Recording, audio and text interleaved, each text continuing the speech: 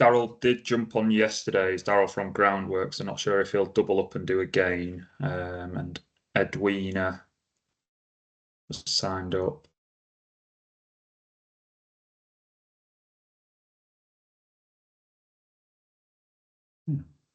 Steve.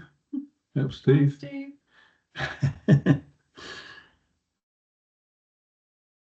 Okay. Is it just Edwina and Daryl? So we should kick off and then welcome them as they join us. Okay, so can you share the... Actually, no, let's do intros first, and then if you share the presentation, Darren. So thank you. I think I've met everybody before, but we'll do intros for anybody watching later. I'm Andrea Birch, I'm CEO of Bolsover and Bassett Law CVS, so thank you for coming today. Over to you, Katie. Hi, I'm Katie Knowles. I'm a Green Generation Project Manager for BCVS. David? Hi, I'm David Fish.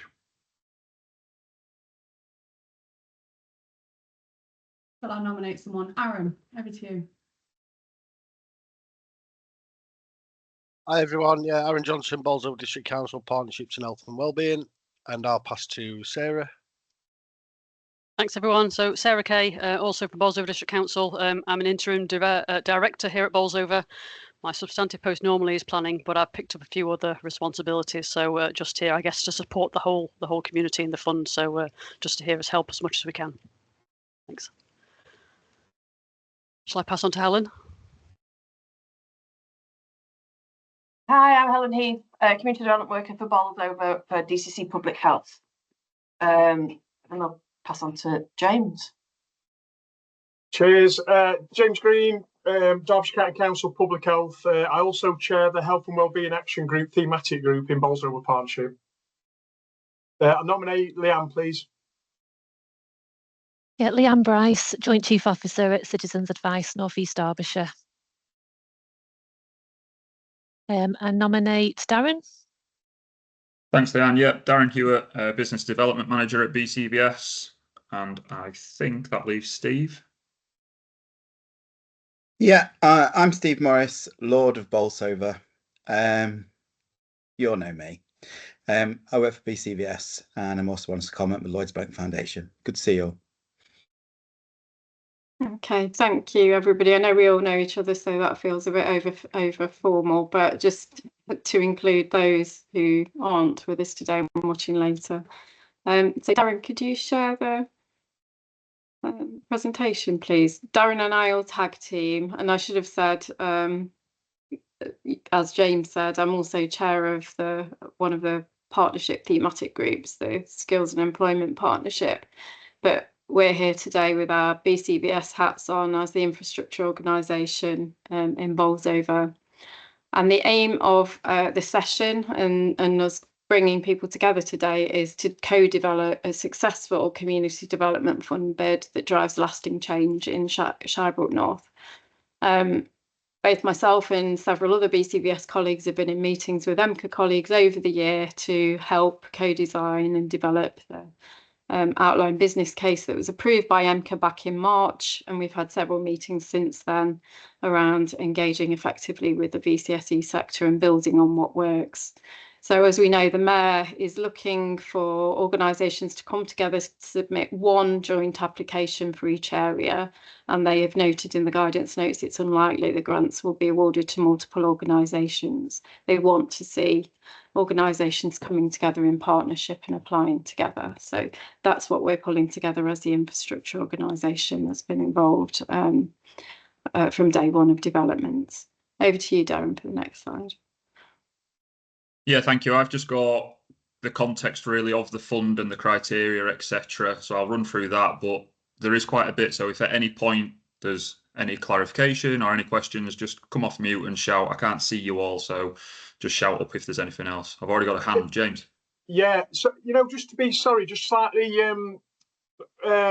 sorry jumping in there because you're in your flow. But just to go back to Andrea's slide in terms of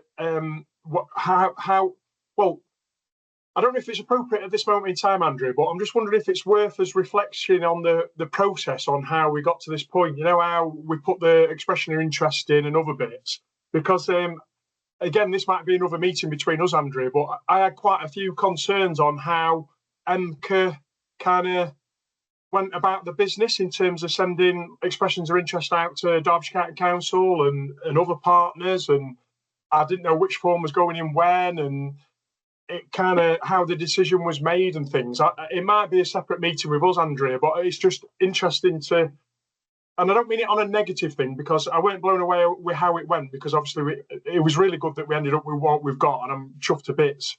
But how we got there was a little bit complicated in my mind. I'm just thinking if there's some learning points from that, we might want to feed that back to EMCCA moving forward.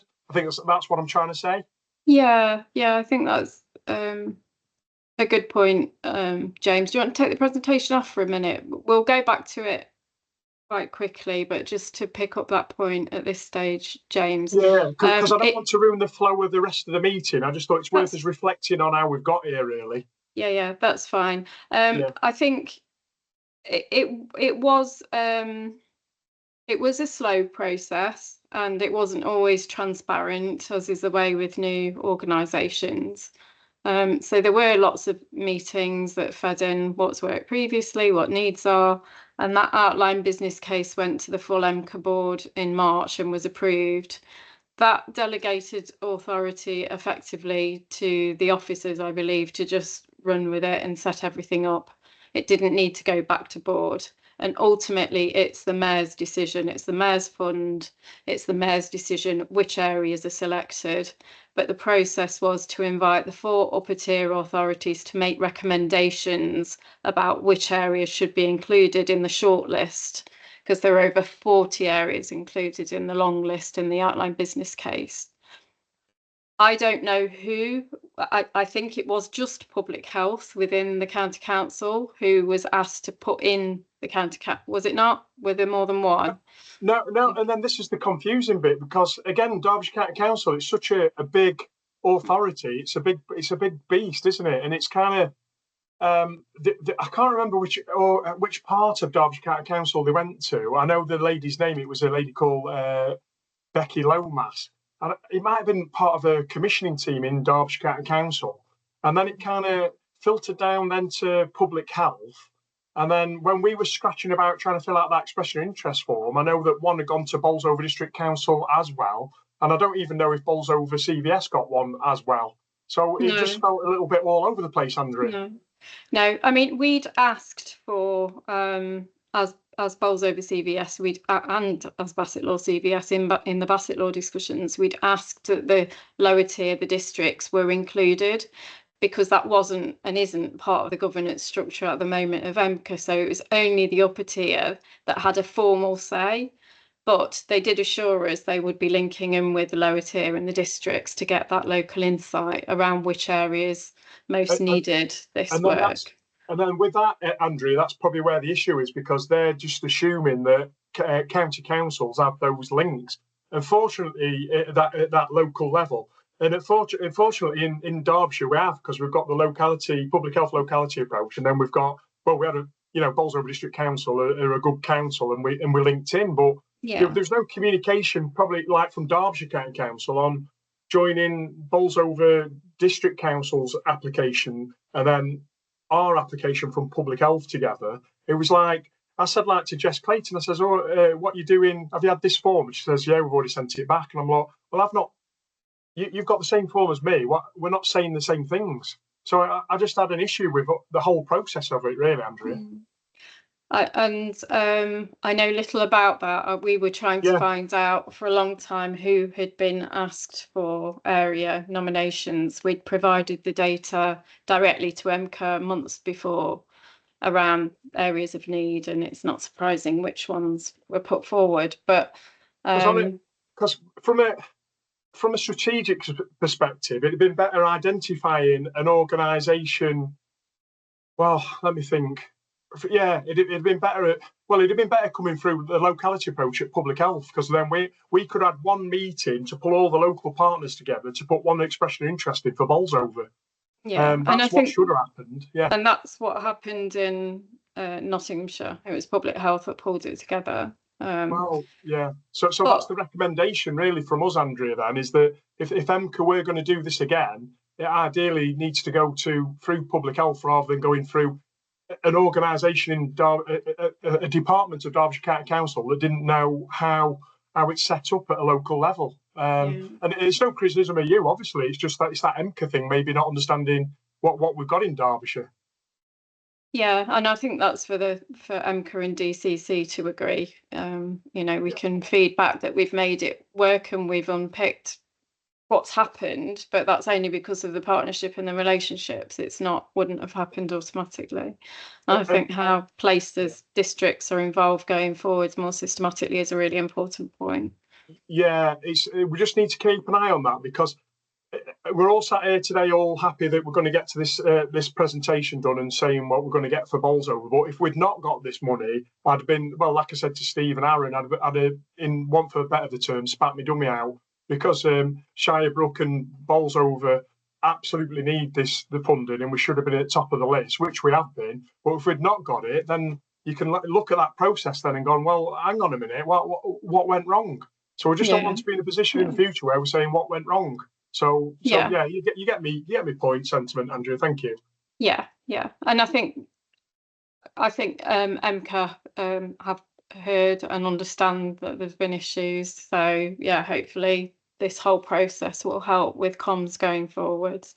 But we've got the right result, as in one of the 3 areas in the county is in Bolsover. So that's great. That's a really positive thing. Welcome to Edwina and Jade.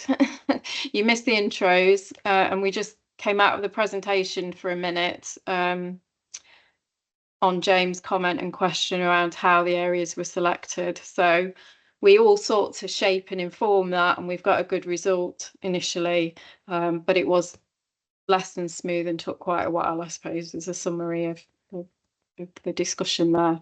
So let's pull the presentation back up. And in those early meetings, EMCCA was very much seeing infrastructure and the voluntary sector at the centre of the ambitions for this funding. It's a fantastic win for Bolsover, but it's not a lot of money, as we'll see in a minute. So it's about how we use this to best and biggest effect going forwards. So back over to you, Darren, and you were just about to start this slide. Yeah, thank you. And yeah, good feedback, James. Like I say, we all want to make sure we're working in partnership and it's going into the right areas, etc. In terms of the CDF, the 3 main priorities from the guidance is that it says 3 years, but once we look at the timelines and we get into a delivery starting from Feb 26, year 1 is ultimately going to be about 7 or 8 weeks, which takes us into year 2 and 3 from April 26 through to March 28. The aims are to boost community resilience, improve local skills and help people to shape their own neighbourhoods. And the funding for Shirebrook North is £248,000, with an extra £8,000 for the development of new and emerging community groups. And once we start to unpick why this area has been chosen and why the fund is for these areas, one of the metrics that was measured was the number of third sector community organisations in there. So it's good to see that there's funding to create and to grow new groups as well. In terms of eligibility for this funding, voluntary and community organisations, charities, CICs, faith-based groups and social enterprises. And there's a real focus on the project being delivered in the priority area by local providers. So the guidance says local providers will be prioritised. Regional and national organisations are welcome to apply, but they need evidence of strong local partnerships and a clear plan for local delivery. Timelines are just there on the right-hand side. So the expression of interest has opened with EMCCA now. We have submitted through BCVS that we intend to pull together a partnership bid for our ward. The full application window is open for a month or just over a month, from 13th of October through to the 24th of November. Now, in that period before the 13th of October, EMCCA have said they're going to host some webinars. We are waiting on some further information on when those are and what those will entail, and we'll share that when we've got further information. Application window closes 24th November. There's then the assessment moderation decision period, which takes us up, as I said, to Feb 26, when decisions will be released and we can start cracking on, or the successful partnerships can start cracking on with delivery.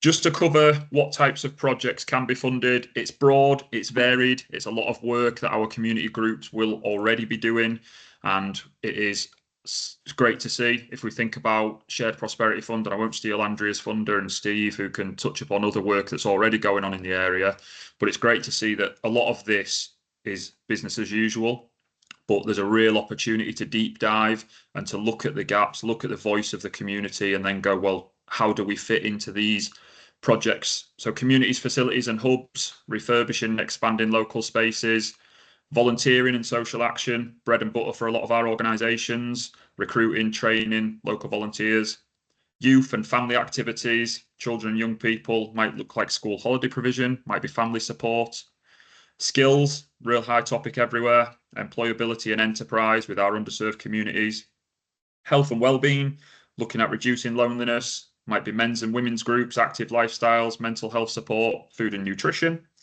and the community safety and cohesion, tackling ASB and building local trust and pride in place. I will stop sharing quickly there, just to check if there's any clarification, any questions on the actual fund itself. James, don't spit your dummy out. No, it's absolutely in, but I can still talk. Darren, no, I'm just going to say that the priorities of the fund absolutely fit hand in glove with what Bolsover Partnership and all the thematic groups are trying to achieve.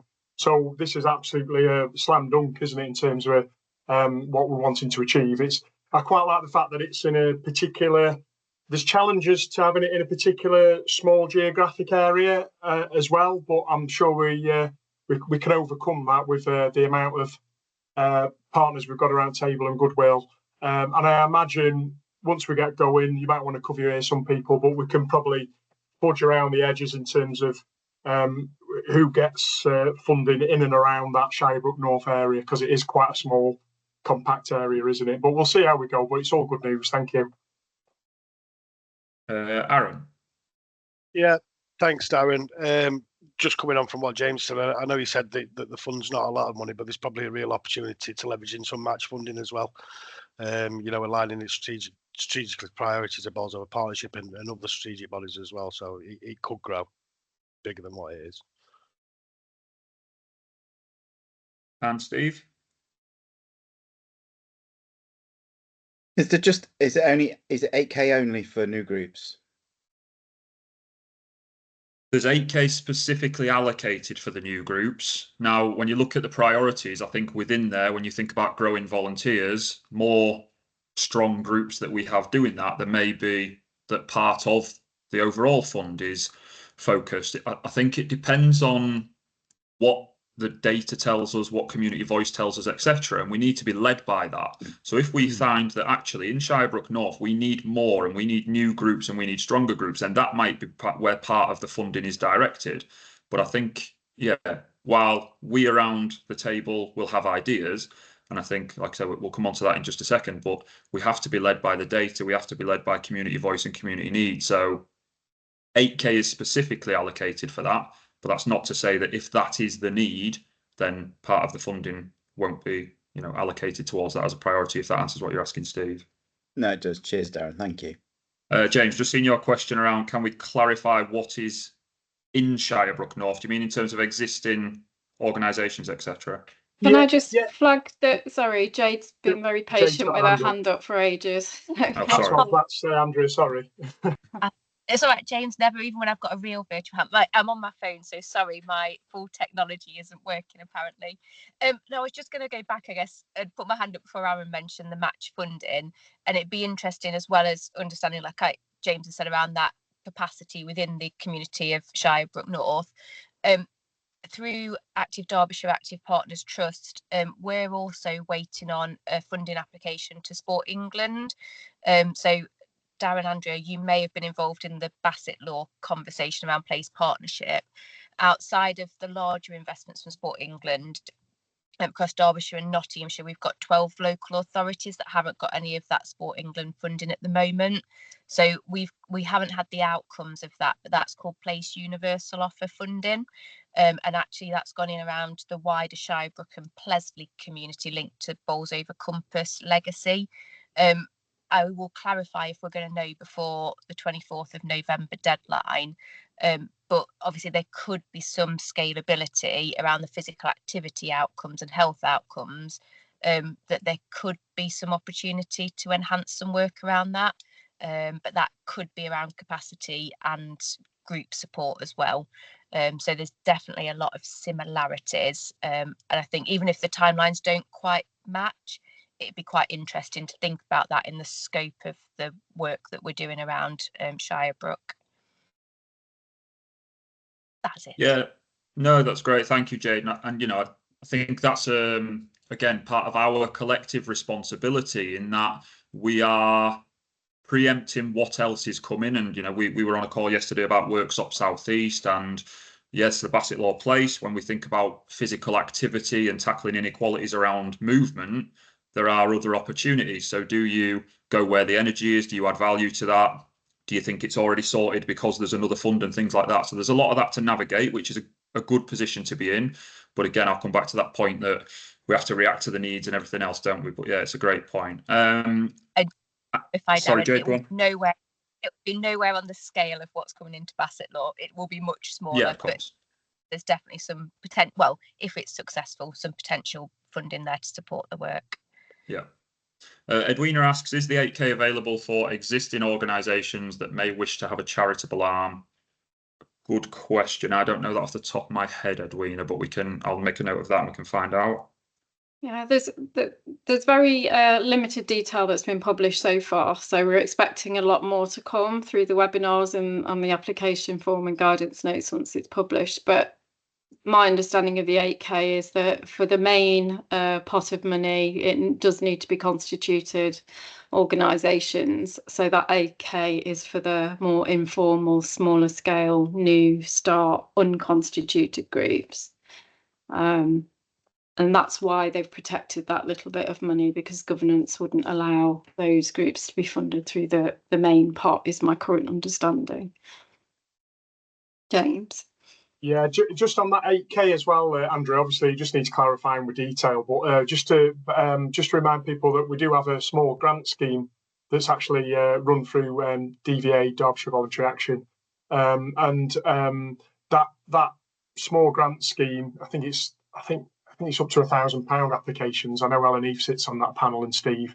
It is for like set up things as well, so it's just something to bear in mind as we start working out what that 8K means. Would it go into that small grants thing because we've got a process already, or do we specifically keep that in Bassett Law, CVS, and target particularly in Shirebrook North? It's just something to bear in mind, Andrew. Yeah, I mean, what they're very clear about, and I think there is overlap in the Venn diagrams of all of these different funds and objectives, but this funding is very much about social capital development connected to the Inclusive Growth Commission report, and all about targeting those areas where there's very low levels of social capital, low number of groups, low levels of volunteer opportunities, and it's about that very intensive targeted placed approach at a hyperlocal level. So within that, there is a lot of overlap between all the different programs we've talked about with active partners, with other small health and wellbeing pots of money. And the key of working as a partnership is we don't want to duplicate any of that. We want to add value and build on those systems and processes that are already in place and all of that insight. So today's just the formal beginning of that, but only the very beginning. Would you like to pull the presentation back up, Darren?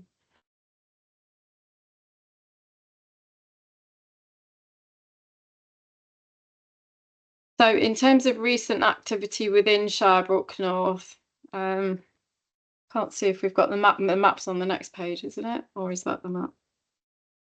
It's not showing properly on my screen. No, sorry, Andrew, on there, when I plotted into Google Maps, there was no way to show a list of all the organisations because I think the dots are too close together. It ignored some of the dots. So the list there is just some of the infrastructure, some of the organisations, some of the buildings, and some of the groups that we know exist within that, which I hope answers James's question of can we clarify what's kind of in Shirebrook North existing?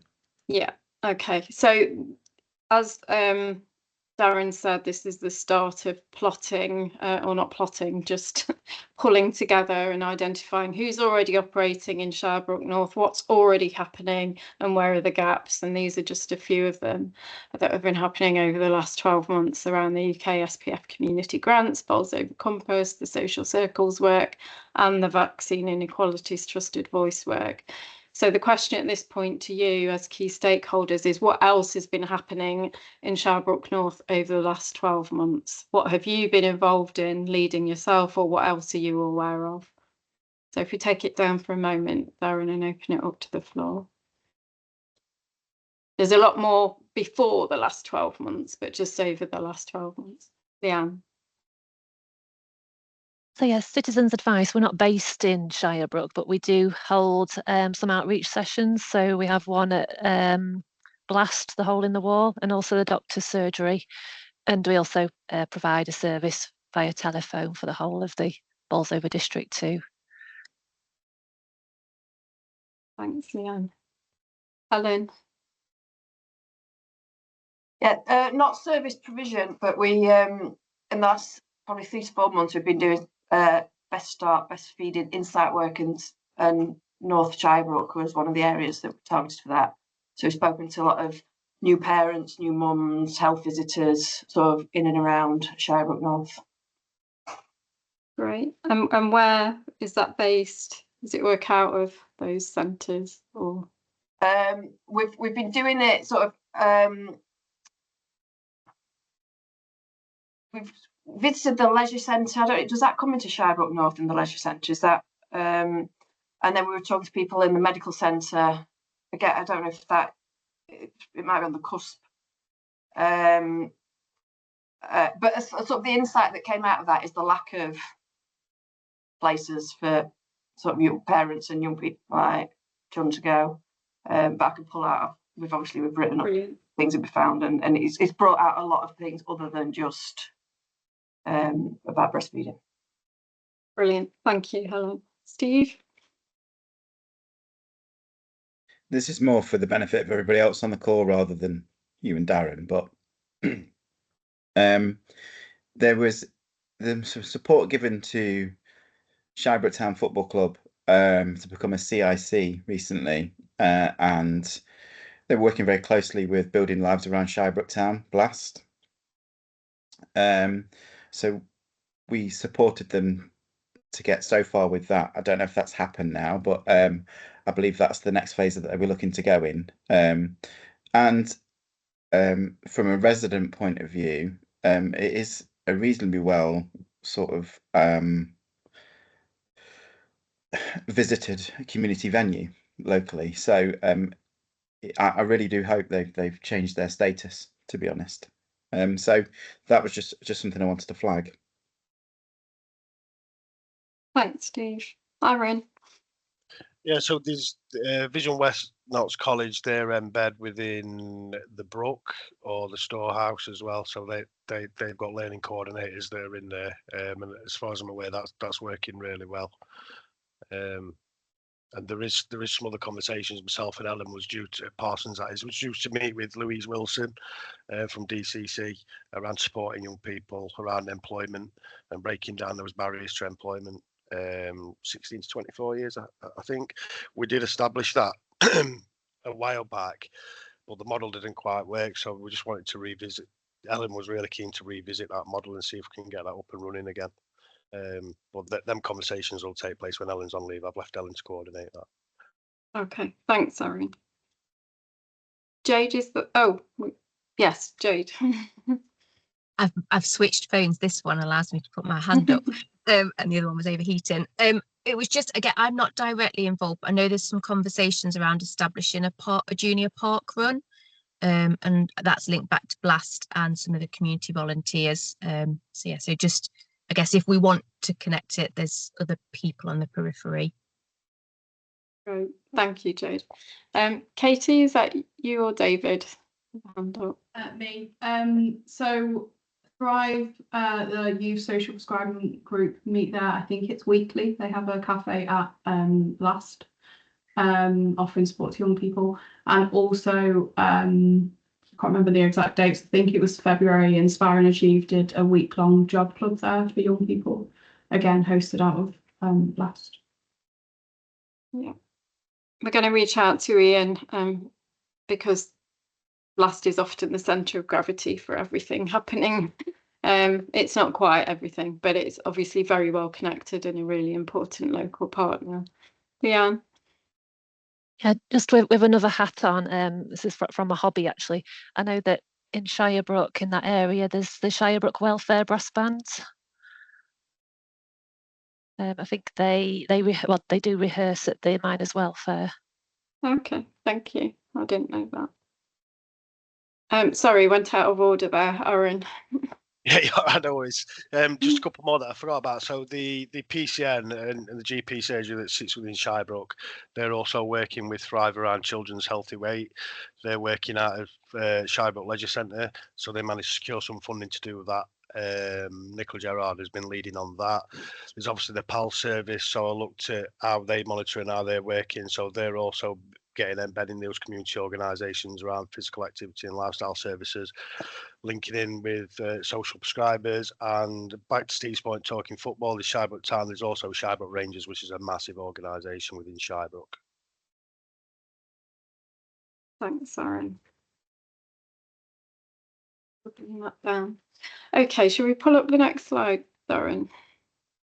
As we've started to talk about this already, but a key and cross-cutting subject in many meetings at the moment is all about community voice.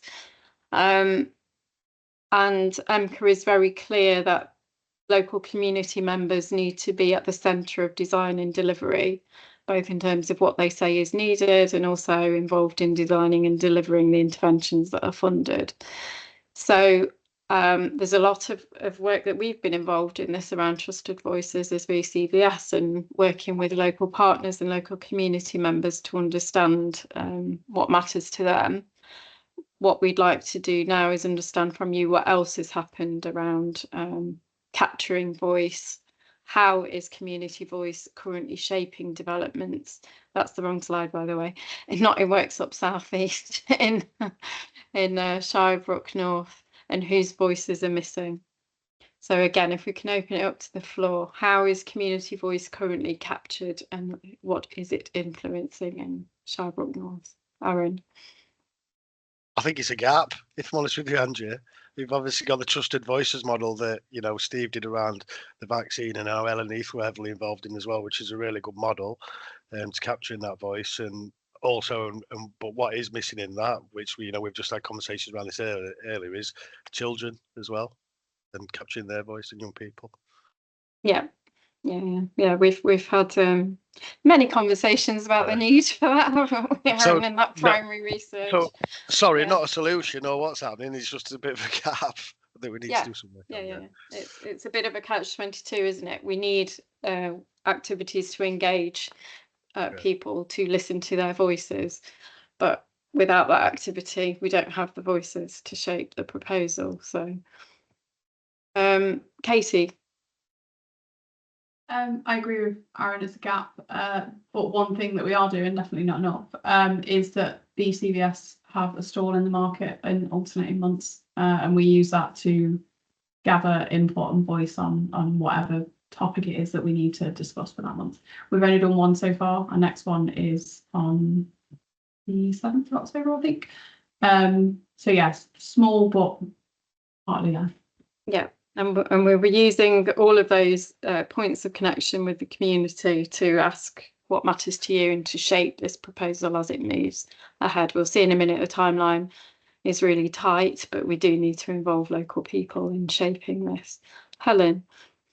Yeah, just I think we know a lot of the problems. We know a lot of what people think's wrong.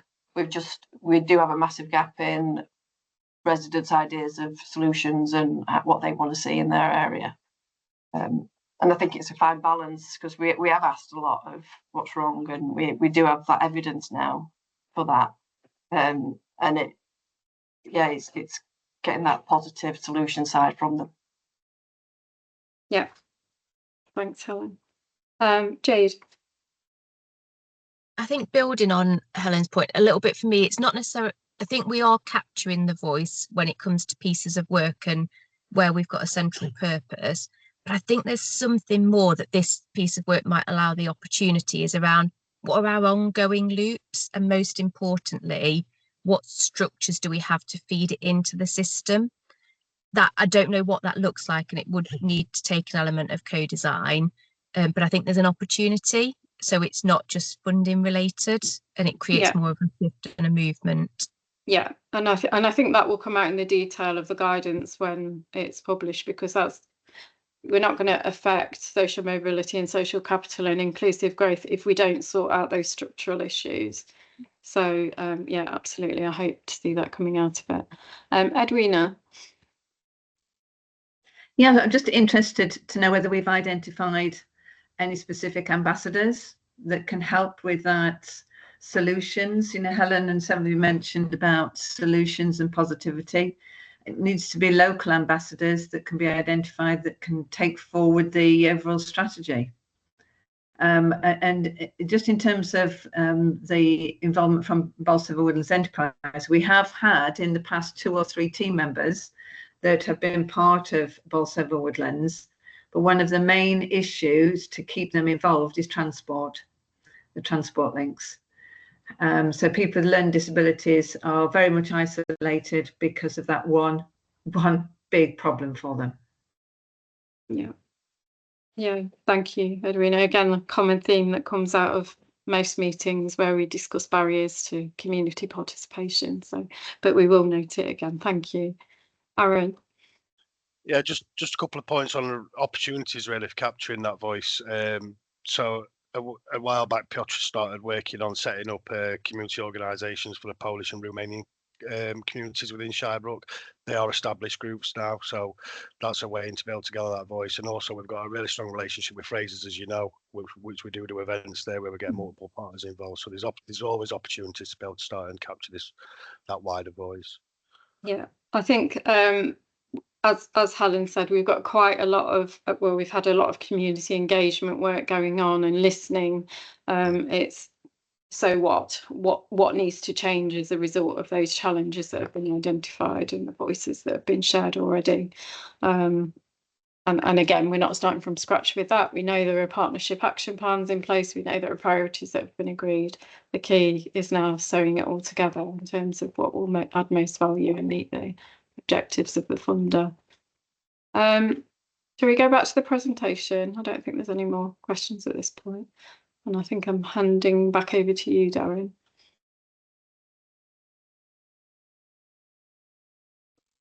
Thank you. Yeah, and I think this is what we're starting to get into anyway.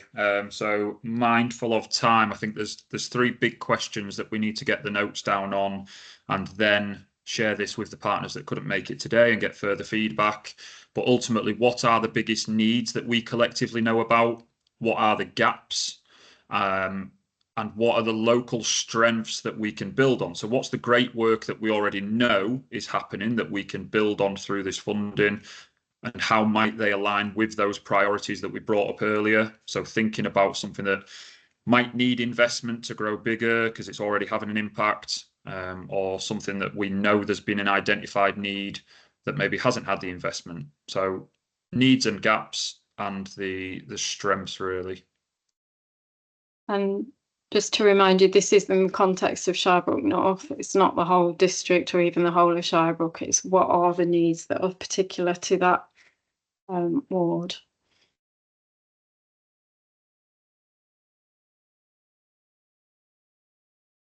And they actually went in, you know, in terms of the secondary data that already exists, that went in with your paper, James, and the data that we'd shared with EMCCA already. We well understand the levels of deprivation in Shirebrook North, but it's about what assets are there and what are the gaps in terms of meeting those needs. Any thoughts on that?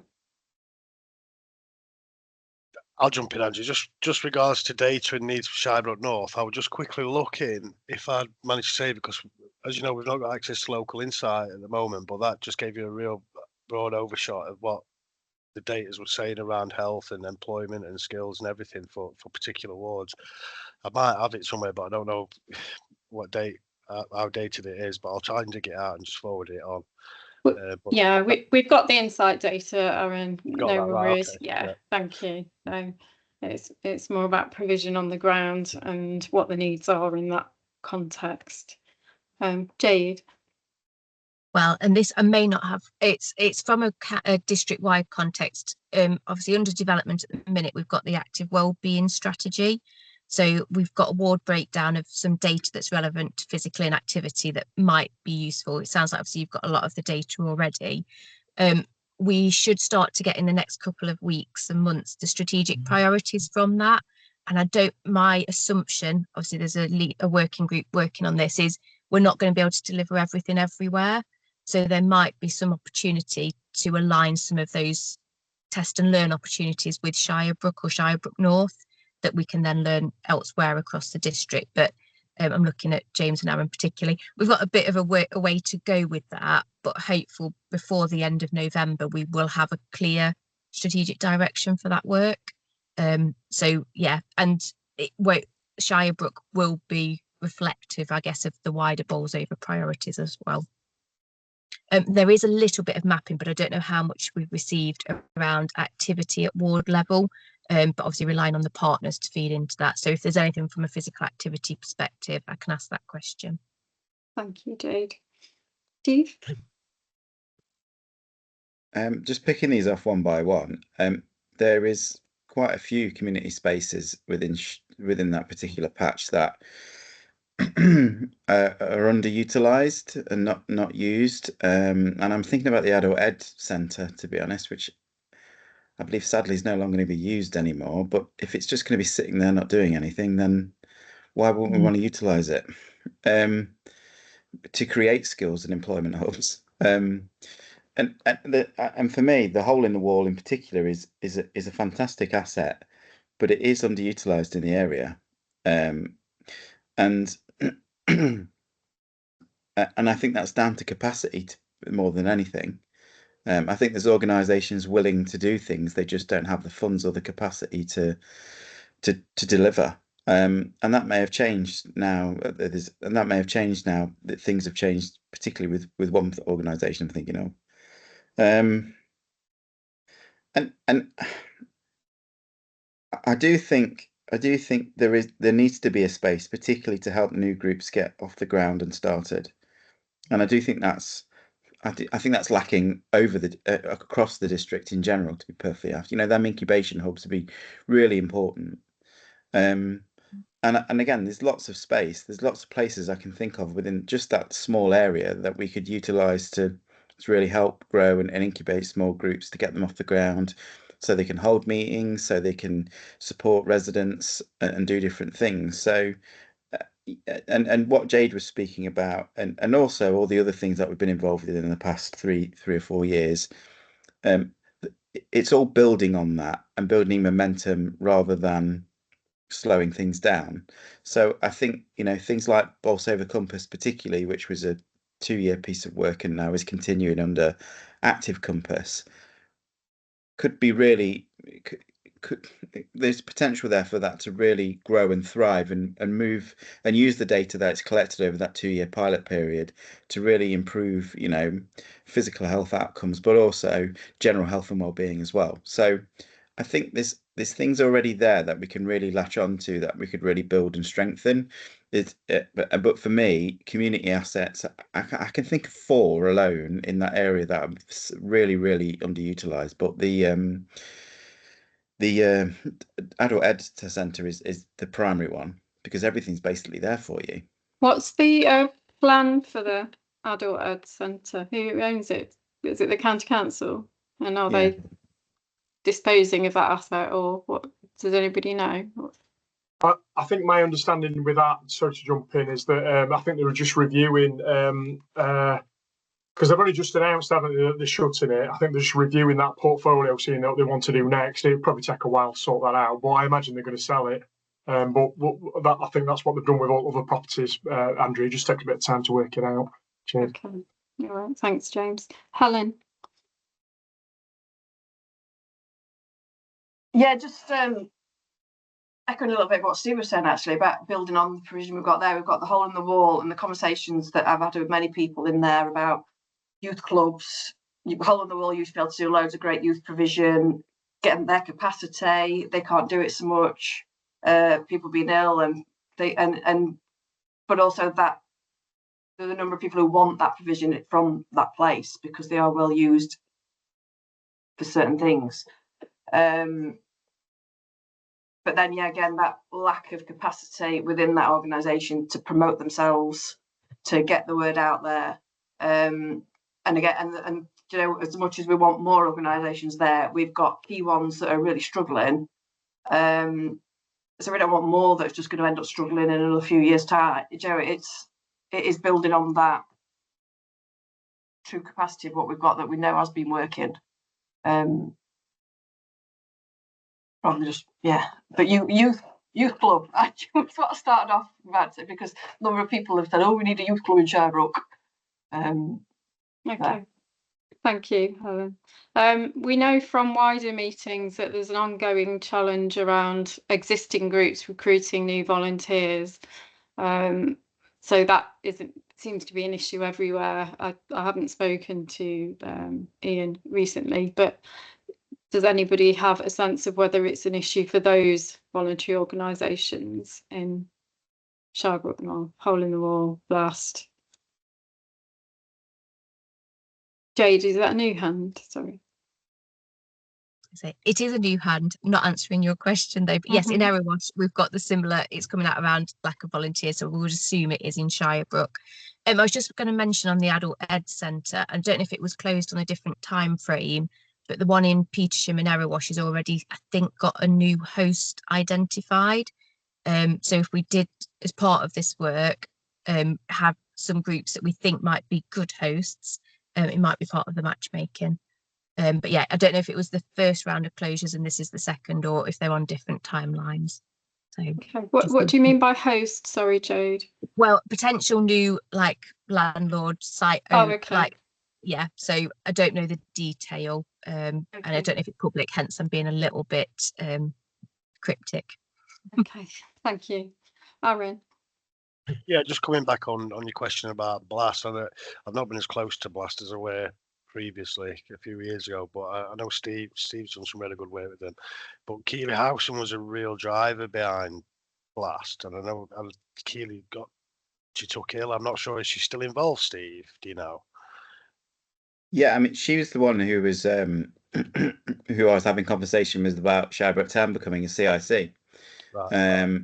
And seemed pretty positive about where they wanted to take that. I mean, when we talk about capacity, I mean, there's lots of other organisations other than Blast that are based in Shirebrook, but you know, they are sort of, because they were based in the hole in the wall, they were the conduit and go-to, but their setup has changed dramatically, and I think it's worth everybody understanding that on the call as well, because Ian was employed by Derbyshire County Council and was unfortunately part of the round of redundancies earlier in the year. So he is now working for Blast as a paid for individual, but also running another business alongside it as well. And I think trying to just balance the two is quite difficult. So there is an issue with capacity there, because basically they were fully funded with Ian at the helm and Keely supporting and lots of volunteers, whereas now Ian's had to probably take a step to one side and try and build capacity and bring funding into Blast, but also make sure that he has a wage himself. So there is an issue there. But they were a great organisation to work with, particularly on Compass. It's just I know their capacity has changed significantly, but I also know organisations like the Brook have had to take a hit recently with things, and so there is organisations within that patch and across Bolsover and across Derbyshire and across the UK that are all in the same similar position. I think I'll shut up. Thanks, Steve. I suppose it's in connection to the point you made, Helen, about there are groups already. Do we need more groups?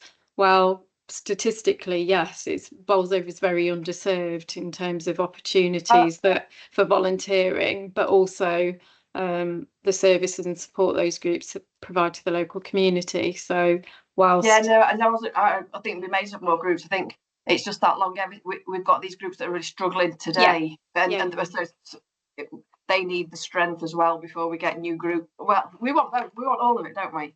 But, we haven't got enough to give everyone to. But so I wasn't arguing that we didn't need. I think we need loads of new groups, but just financially. No, point well made, that those groups that are providing really valuable support and services need support too, and that's why this fund is targeted at those that are operating in that area or based in the area in the first instance. That's certainly what the guidance is saying at the moment. So any more comments or questions on that around voice before we go back to the slide?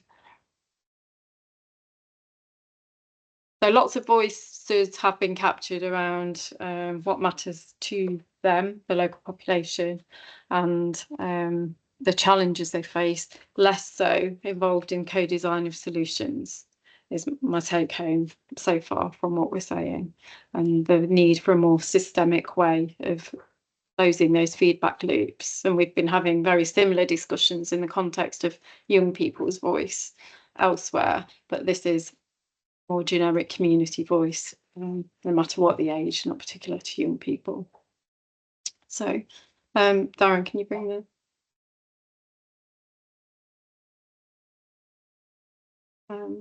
so I think this is your slide.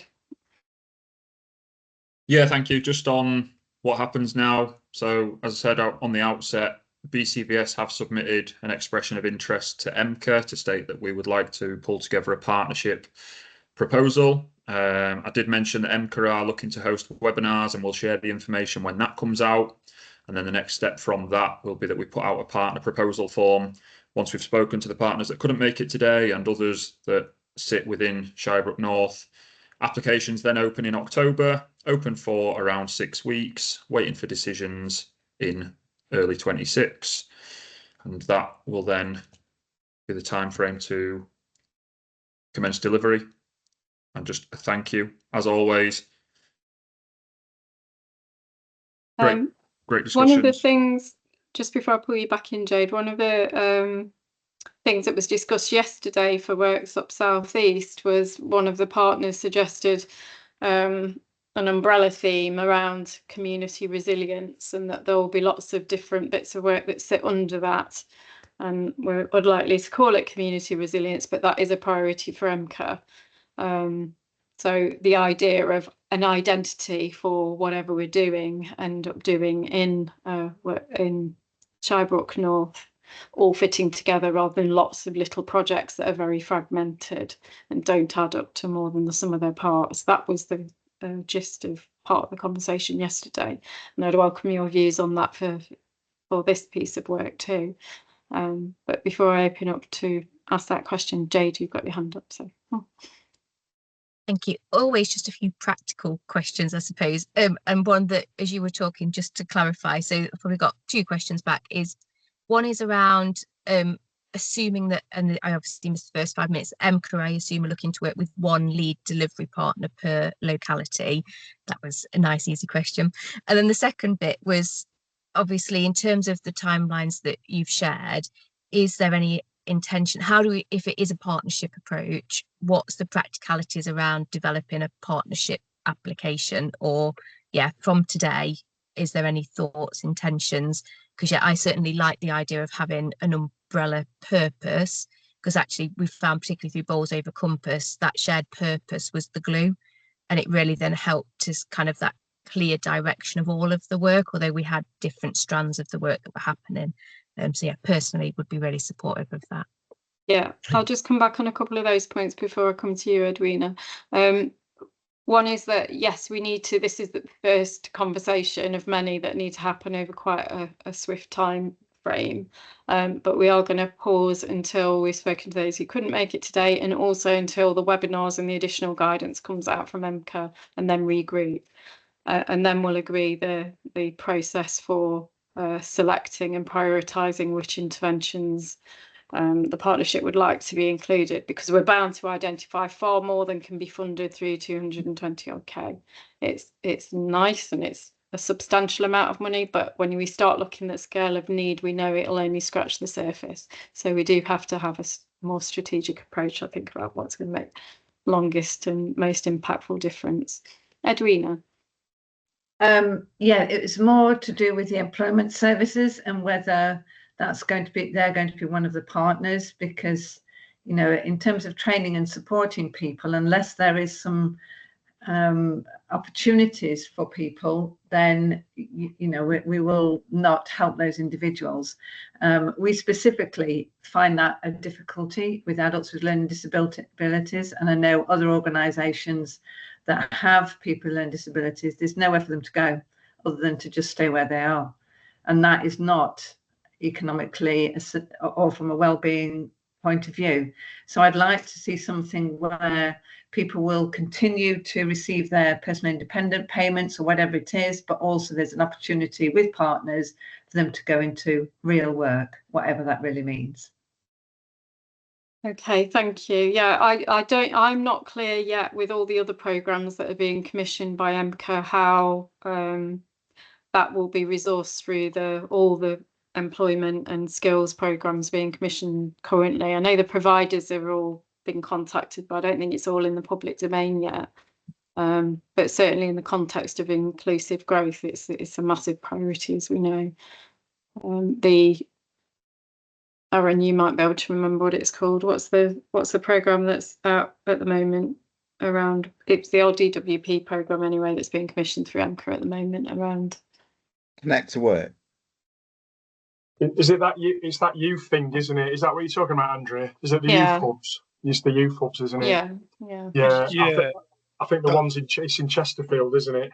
And that's quite a good segue. So that's the discussion that myself and Helen was due to have with Louise Wilson again today, and around one being based in Shirebrook, the model that we tried to achieve. So they have got resources to be able to deliver this, but are delivering it solely in Chesterfield. Well, that does absolutely nothing, we know, for our communities in Shirebrook. We've spoke about transport already, and what barriers they've got in place to be able to then get out there to Chesterfield. So we were really keen to say, well, put your resource into Bolsover and have them conversations, which aligns to what we're discussing. So in terms of what the current provision and assets are and what the gaps are, Edwina, we just need to understand that, what's being invested in and what the remaining gaps will be once those decisions are made. Leanne, can bring you in and then we'll move to wrap up in next steps. Yeah, the question for you, Andrea. Are you expecting or are you aware of any competing bids? Am I expecting? Who knows? Am I aware? No. EMCCA have been pretty clear they want to see infrastructure involved in pulling together partnerships. So I'm presuming that DCC and Bolsover DC are going to support this bid exclusively as they're here. So that looks reassuring. Can I jump in there, Andrea? You think because this money we've got, Leanne, this is just specifically for Shirebrook North, so we won't be competing against anyone else because we've already gone through this is what I was moaning about earlier, for want of a better word. Initially, I think, like for example, take Derbyshire. We've got 8 districts in Derbyshire, and then we've actually narrowed it down to 3 areas that will specifically get the funding. Shirebrook North being one of the 3 areas. So we've already gone through that competitive bit already. This bit now is kind of nailed on, but obviously we've got to get this application right, haven't we, Andrea and Darren? So, is that what you meant, Leanne? I think what I meant was if there are any competing bids, I presume that DCC and Bolsover DC won't support those. They would support BCVS's bid. Can I just jump in there? James is right. The area isn't competing with another area. It's got the allocation. But in theory, a national charity could whack in an application and have some local partnership work taking place that we're not aware of. So I'm not aware of that, but it is possible according to the guidance, and we might see that. Wow. Thank you.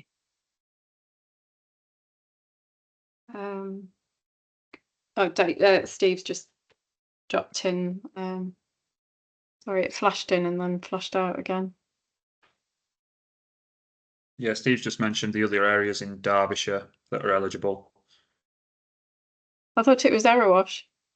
Yeah, it's Cotmanay and Erewash. Yeah. Oh, okay, cool.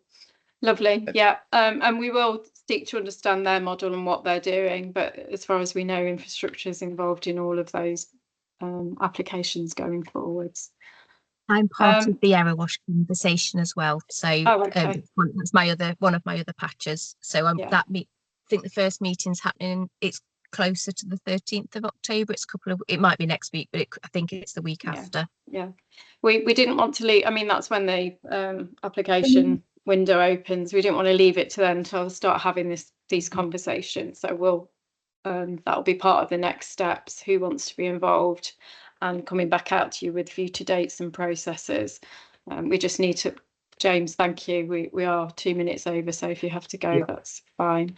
We're wrapping up now anyway. But we'll be back out in touch with everybody once more information is published by EMCCA and with next steps around how to get involved in next steps of partnership development. So thank you for your time today. We'll share the recording. If you've got any additional questions, just email us and there will be future opportunities to come together. Steve, Lord of Bolsover, have you got 5 minutes after this? I'll stop recording. Thanks everyone. Bye. Thank you. Thank you, Andrea. Thanks, everyone. Bye. Can I stay on your call, Darren and Andrea? Can we do that?